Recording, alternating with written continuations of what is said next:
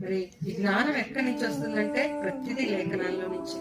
ఎన్ని ఉంచి ఇచ్చాడో దేవుడు. అందుకే అంటే దేవుడు లేఖనాలను మనకి ఇచ్చేటప్పుడు తన నీతిని బట్టి ఎంతో సంతోషము గలవాడై ఎంతో సంతోషంతో ఇచ్చాడంట. ఈ మాటలన్నిటిని మనకి ఇచ్చేటప్పుడు ఎంత ఆనందంతోనో ఇచ్చాడంట. ఈ మాటను అనుసరించి కనుక నడిస్తే నా పిల్లలు ఎక్కడ ఉంటారు? అక్కడ ఉంటారు. అలా చూడాలి, అలా ఉంచాలి అనుకొని ఇచ్చాడు. కానీ వాటి విలువ మనకు తెలుస్తుందా? నేనంతా బాగానే ఉన్నాను ప్రభు, ఏంటి చెప్పకండి కదా, నాకన్నీ తెలుసు, నేను బాగానే ఉన్నా. ఈరోజు పిల్లలు అంటారు కదా, మనం ఏదైనా చెప్పబోతుంటే నాకు తెలుసులేమ్మా, నువ్వే పాతకాలం, నీకు కొత్తది ట్రెండ్ తెలియదు, నీకు ట్రెండ్ తెలియదు కాబట్టి నువ్వు పాతకాలం లాగా నువ్వు మాట్లాడుతున్నావు, నీకేం తెలియదు ఊరుకో.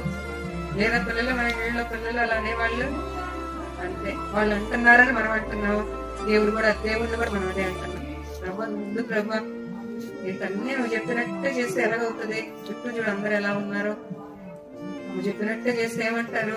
ఏం చేత కాదంటారు, ఏం తెలియదు అంటారు. అన్ని అలా చేస్తే ఎలాగా? కనుక మా రూట్ మాది, మాకు తెలుసు, ఇలాగే కొనసాగుతున్నాం. అందుకే ఆ గొప్ప కార్యాలు మనం చూడలేకపోతున్నాం.